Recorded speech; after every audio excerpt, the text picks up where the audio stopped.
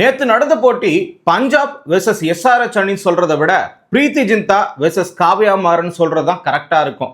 வான வேடிக்கை மட்டும் தாங்க நடந்துச்சு அந்த ராஜீவ்காந்தி மைதானத்துல, வேற எதுவுமே நடக்கல. ஆனா கமின்ஸ் படை மட்டும் பேட்டிங், போலிங், ஃபீல்டிங் மூணுத்துலயுமே சிறப்பா செஞ்சுட்டாங்க. பஞ்சாப் அணி மேல யார் கண்ணு பட்டுச்சுன்னே தெரியல. கண்டினியூஸா ஸ்டார்டிங்ல 7 மேட்ச் ஜெயிச்சு வச்சிருந்தாங்க. ஆனா இப்போ கண்டினியூஸா 3 மேட்ச தோத்துருக்காங்க. தோத்தது மட்டும் இல்லாம சத்தமே இல்லாம பாயிண்ட்ஸ் டேபிள்ல எஸ்ஆர்எச் அணி 3வது பிளேஸ்ல இருந்தாங்க. இப்போ இவங்கள 33 ரன் வித்தியாசத்துல அந்த கிரவுண்ட்ல தோக்கடிச்சு பாயிண்ட்ஸ் டேபிள்ல ஃபர்ஸ்ட் இடத்துக்கு போயிருக்காங்க. பஞ்சாப் அணியினுடைய தோல்விக்கு காரணம் முழுக்க முழுக்க ஃபீல்டிங் மட்டும்தான். அதுலயும் பர்டிகுலரா 3 கேட்ச் விட்டது மட்டும்தான் முழுமையான காரணமாவே அமைஞ்சிருக்கு. அதுலயும் கிளாசன் 9 ரன்னா இருக்கும்போது ஒரு கேட்ச விட்டாங்க. அதே மாதிரி இஷன் கிஷனுக்கு 2 முறை கேட்ச் விட்டாங்க. இந்த 3 கேட்ச் விட்டதுனாலதான் 235 டார்கெட்டே கிடைச்சிருக்கு. இல்லனா 30-40 ரன்களுக்குள்ளாரவே சுருட்டி இருப்பாங்க. இலக்கும் கொஞ்சம் குறைவா இருந்திருக்கும். அதையும் திருப்பி அடிச்சிருப்பாங்க இந்த பஞ்சாப் அணி. ஆனா தோல்விக்கு காரணம் ஃபீல்டிங் மட்டும்தான். அது மட்டும் இல்லாம பஞ்சாப் அணிக்கு இன்னொரு சாபக்கேடு இருக்கு. 2014 மே 14 ஹைதராபாத்துக்கு எதிராக இந்த ராஜீவ்காந்தி மைதானமா இருக்கட்டும், ஹைதராபாத்ல எந்த கிரவுண்டா வேணா இருக்கட்டும், பஞ்சாப் அணி அப்போ மட்டும்தான் ஜெயிச்சிருக்காங்க. அப்போல இருந்து 2026 இப்போ வரைக்கும் ஒரு மேட்ச் கூட ஜெயிக்கல. கண்டினியூவா 10 மேட்ச் அந்த கிரவுண்ட்ல தோத்துருக்காங்க. டாஸ் ஜெயிச்ச பஞ்சாப் அணி போலிங் எடுத்துட்டாங்க. நல்ல வெற்றிகரமான ஒரு தொடக்கம் தான். ஆனா ஆரம்பமே யாருக்கு அதிரடியா இருந்துச்சுன்னா எஸ்ஆர்எச் அணிக்கு தான். 3.2 ஓவர்ல 50 ரன் அபிஷேக் சர்மாவும் டிராவிஸ் ஹெட்டும் அடிச்சாங்க. இதுக்கு முன்னாடி இதே மாதிரி 50 ரன் சீக்கிரமா யாராவது அடிச்சிருக்காங்கன்னா இவங்க மட்டும் தான் 2 முறை அடிச்சிருக்காங்க. இப்போ 3rd பிளேஸ்ல தான் இந்த டார்கெட் 3.2 ஓவர்ல 50 அடிச்சதா இருக்குது. அதுக்கு முன்னாடி 3.1 ஓவர்ல லக்னோவுக்கு எதிராக 50 ரன் வேகமா அடிச்சிருக்காங்க. அதே மாதிரி டெல்லிக்கு எதிராக 2.4 ஓவர்ல 50 ரன் சீக்கிரமா அடிச்சிருக்காங்க. இப்போ பஞ்சாபுக்கு எதிராக 3.2 ஓவர்ல 50 அடிச்சிருக்காங்க. ஃபர்ஸ்ட் 3 ஓவர்ல பஞ்சாப் சைட்ல இருந்து ஹர்தீப் சிங்கும் சரி, யான்சனும் சரி அரைக்குழி பந்து மட்டும் தான் போட்டாங்க. அது 1/2 கிலோமீட்டர் தூரத்துக்கு 6 அடிக்கிறாங்க 2 பேரும். அதுலயும் அரைக்குழி பந்து யாருக்கு வீக்னஸ்? இந்த இடத்துல அபிஷேக் சர்மாவுக்கு. அவரும் அந்த பால் ஆட கத்துக்கிட்டதுனால எல்லாரையுமே போட்டு பொழக்கிறாரு. ஹர்தீப் சிங் வீசுறாரு, 2 ஓவர் சம்பவம் செய்யறாங்க. அதே மாதிரி யான்சனை ஒரே ஓவர்ல சம்பவம் செஞ்சு ஓரம் உட்கார வச்சுட்டாங்க. இப்ப ஸ்ரேயஸ் ஐயர் கம்பேக் கொடுக்கணும்ல, ஃபெர்கியூசனை எடுத்துட்டு வராங்க 4வது ஓவர்ல. கண்டிப்பா ஒரு விக்கெட் எடுத்தா மட்டும்தான் இவங்களை அடக்கவே முடியும். ஆகையனாலதான் 13 பாலுக்கு 35 அடிச்ச அபிஷேக் சர்மாவை ஃபெர்கியூசன் காலி பண்ணி பெவிலியன் அனுப்புறாரு. அதுக்கு முன்னாடி ஒரு 6 வேற அடிச்சிருக்காரு. பவர் பிளே முடியும் பொழுது எஸ்ஆர்எச் அணி 79 ரன்னுக்கு ஒரு விக்கெட் மட்டும் தான் இழந்திருந்தாங்க.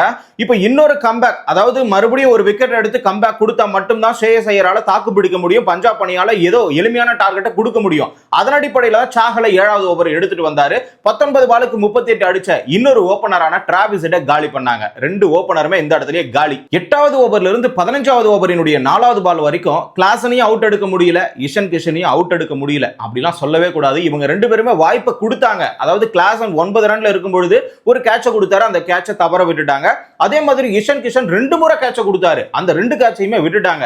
இதுக்கான பரிசு யாருக்கு கொடுக்கணும்னா சுஷாந்த் சிங், கூப்பர் கானலி, ஃபெர்கியூசன் இந்த 3 பேருக்கு தான் கொடுக்கணும். இந்த 3 பேரால தான் ஒட்டுமொத்த வெற்றி பஞ்சாபுக்கு போக வேண்டியது அப்படியே எஸ்ஆர்எச் பக்கம் திரும்பி போச்சு. இருந்தாலும் இந்த இடத்துல கிளாசன் அந்த 9 ரன்ல ஒரு கேட்ச விட்டாங்கல்ல, அந்த வாய்ப்பை பயன்படுத்திக்கிட்டு கிட்டத்தட்ட 43 பால்ல 69 ரன் அடிச்சாரு. 4 4 இல்ல 3 4 4 6. அதே மாதிரி இஷன் கிஷனும் தனக்கு கிடைச்ச 2 வாய்ப்பை பயன்படுத்திக்கிட்டு 32 பால்ல 55 ரன், 2 4 4 6ன்னு அதிரடியா ஒரு சம்பவம் செஞ்சாரு. இதுல வேற 3 6 கண்டினியூ அடிச்சு ஆட்ரிக் 6 வேற அடிச்சாரு. ஆனா 15வது ஓவரினுடைய 4வது பால் ஹர்தீப் சிங் வீசினார்ல, அந்த பால் அவுட் ஆயிட்டு பெவிலியன் போயிட்டாரு. 15 ஓவர் கம்ப்ளீட்டட். 174 ரன்னுக்கு 3 விக்கெட்டை இழந்து எஸ்ஆர்எச் அணி ஸ்ட்ராங்கா இருக்கிறாங்க. ஆல்ரெடி அதிரடியா ஆடிக்கிட்டு இருக்கிற கிளாசன் களத்துல இருக்கிறாரு. இப்போ நிதிஷ்குமார் ரெட்டி ஜாயின் பண்ணாரு. 2 பேரும் சேர்ந்து 5 ஓவர்ல ஒரே ஒரு ஓவர் மட்டும் தான் தடவி ஆடினாங்க. அதுவும் சாகல் வீசின ஓவர் மட்டும் தான். அடுத்ததா இருக்கக்கூடிய 4 ஓவரை சேர்த்து 5 ஓவருக்கு 61 ரன் அடிக்கிறாங்க.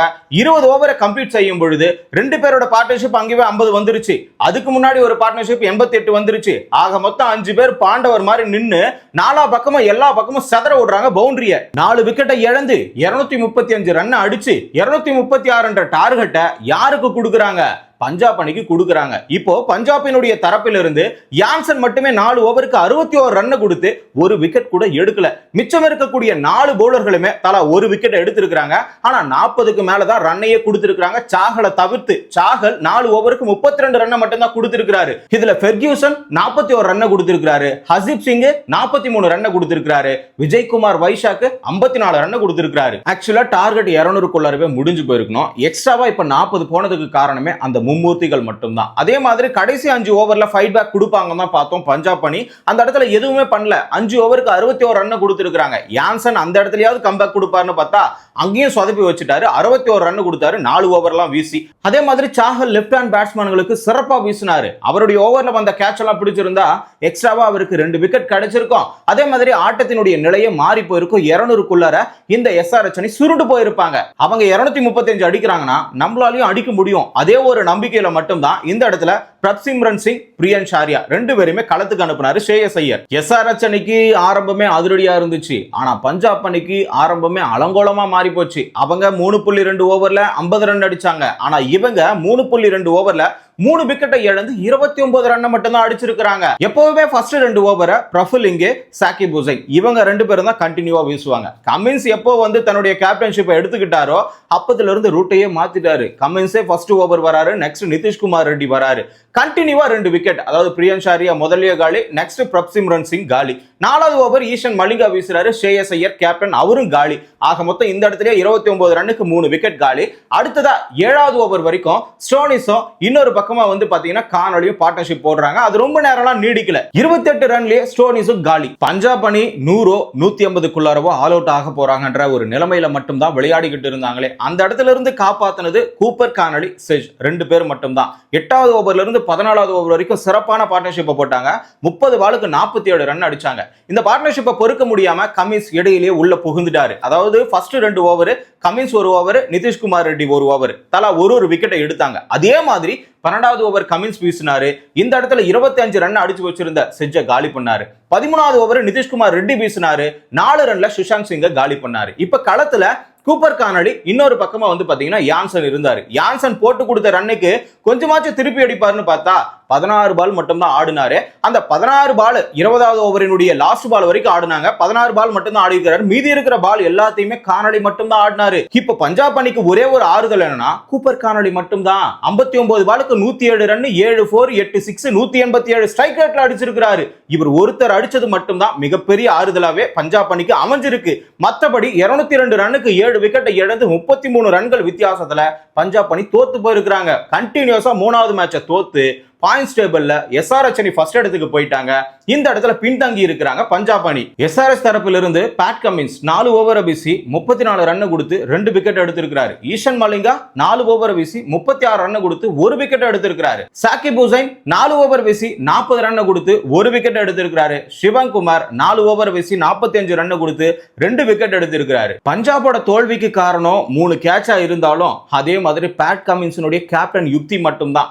ஓவர்களை மாத்தி மாத்தி கொடுத்தது, போலிங்ல பேட்டிங்ல சிறப்பான சம்பவத்தை 5 பேர் பண்ணது, அதே மாதிரி அவருடைய ஓவர்ல அவர் வீசி விக்கெட் எடுத்ததும் சிறப்பா அமைஞ்சது மட்டும்தான் இந்த இடத்துல எஸ்ஆர்எச் அணி வெற்றிக்கு முழு காரணமாவே அமைஞ்சிருக்கும். இந்த சீசனை பொறுத்த வரைக்கும் பேட்டிங், போலிங், ஃபீல்டிங்னு யார் தரமா இருந்ததுன்னு கேட்டீங்கன்னா பஞ்சாப் அணி தான். அவங்களுக்கே பாடம் புகுத்துற அளவுக்கு பேட்டிங், போலிங், அதே மாதிரி ஃபீல்டிங்ல சிறப்பான சம்பவத்தை செஞ்சு பாடம் கத்து கொடுத்திருக்காங்க இந்த எஸ்ஆர்எச் அணி. பஞ்சாப் அணியினுடைய தோல்விக்கு இது ஒரு காரணமா இருந்தாலும் இன்னொரு பக்கம் 2 கோணல்ல நம்ம தோல்வியை அனலைஸ் பண்ணி ஆகணும். 6வது ஓவர்ல இருந்து 9வது ஓவர் வரைக்கும் வெறும் 27 ரன் மட்டும் தான் கிடைச்சது. அதே மாதிரி 12வது ஓவர்ல இருந்து 15வது ஓவர் வரைக்கும் 21 ரன் மட்டும் தான் கொடுத்தாங்க. இவங்க இவ்வளவு குறைவா அந்த இடைப்பட்ட நேரத்துல ரன் அடிக்கிறதுக்கான காரணமே அந்த ஓவருக்கு முன்னாடி நடந்த 2 விக்கெட்டுகள் இழப்புகள் மட்டும் தான் பிரஷரை ஏத்தி அவங்களை ஆடப்படாம தடுத்தது. இந்த பிரஷரை போட்டது கமின்ஸினுடைய மிகப்பெரிய ஒரு பிளான். இங்க என்னதான் பஞ்சாப் அணி தோத்து இருந்தாலும் சிஎஸ்கேவுக்கு எப்படியோ பிளே ஆஃப் போகிறதுக்கான ஒரு வழி கிடைச்சிருக்கும்ல.